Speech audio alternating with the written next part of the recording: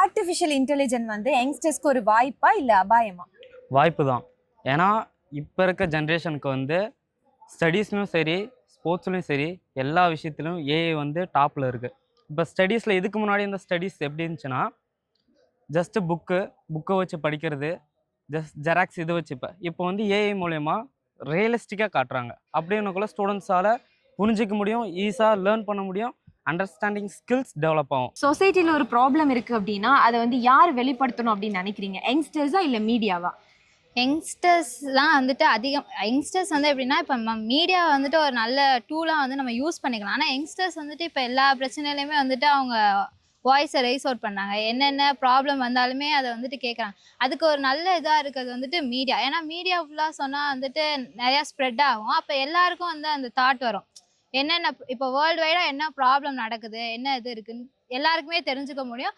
அதுக்கு வந்து மீடியா நமக்கு வந்து ஹெல்ப்ஃபுல்லாக இருக்கும். மற்ற விஷயத்துக்கெல்லாம் யூஸ் பண்ண போது சோஷியல் மீடியா வந்துட்டு அதிக இதில் இருக்குது.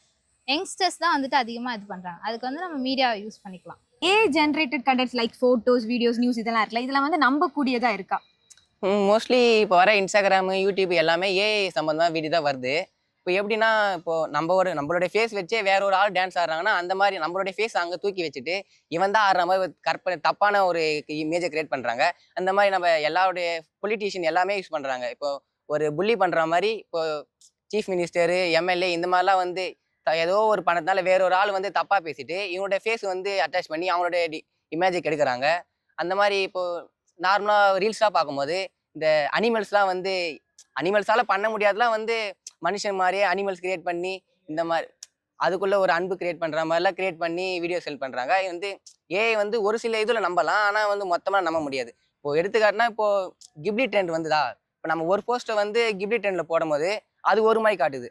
அதே இப்போ நம்ம வந்து இதான் நம்ம கிப்லியில் இருந்தால் நம்ம இப்படி தான் இருப்போம், கார்ட்டூனில் இருந்தால் இப்படி தான் இருப்போம் சொல்கிறாங்க. இப்போ மறுபடியும் அதே ஃபோட்டோவை நம்ம ரிட்டன் வந்து யூஸ் பண்ணும்போது நம்ம வேற ஃபோட்டோ வருது. ஆனால் வந்து எனக்கு தெரிஞ்ச வரைக்கும் ஏஐ வந்து நம்ப தகுந்தது இல்லை. டெக்னாலஜி இல்லாத வாழ்க்கை சாத்தியமாகும் அப்படின்னு நீங்க நினைக்கிறீங்களா? இல்லை.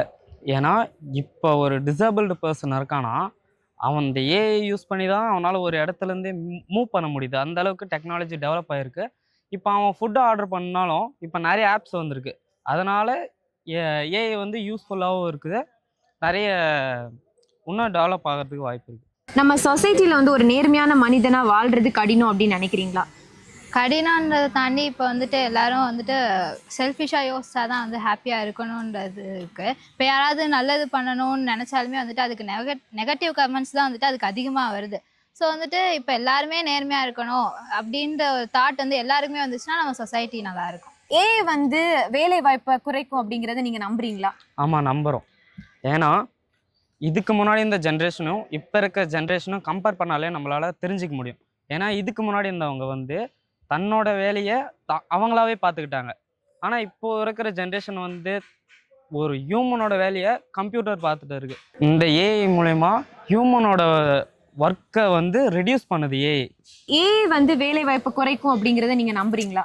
இல்லை, இப்போ ஏஐ வந்து வேலை வாய்ப்பை குறைக்குன்னு சொல்கிறாங்க. ஆனால் வந்து ஏஐ வந்து வேலை வாய்ப்பை குறைக்கல, நம்மளோட செய்கிற வேலையை வந்து டிஃப்ரெண்ட்டாக மாற்றுது. இப்போது எல்லாரும் நம்புகிறாங்க. இப்போ தமிழ்நாடு மக்கள் எல்லாம் சொல்கிறாங்க ஏஐ வந்தால் எல்லாருக்கும் வேலை போயிடும்.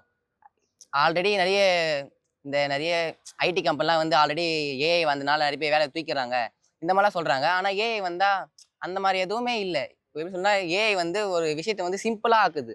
இப்போ நம்ம ரொம்ப பெருசாக செய்ய வேண்டிய வேலையை வந்து சிம்பிளாக ஆகுது. இப்போ எக்ஸாம்பிள் வந்து இப்போ கேல்குலேட்டர்னா நம்ம பெரிய கணக்காக பண்ண முடியாது. இப்போ ஏஐ சூஸ் பண்ணனா ஸோ கொஞ்ச நேரத்தில் வந்து ஈஸியாக சிம்பிளாக போட்டு வந்துடும். அது வந்து மனுஷனால் போட முடியுமா? இப்போ ஏஐ வந்து நம்மளோட முடியாத வேலைகளை வந்து சிம்பிளாகிட்டதை கண்டி ஒரு நம்மளுடைய மனிதனுடைய வேலையை வந்து அது வந்து அழிக்கலை அந்த மாதிரி சொல்கிறாங்க.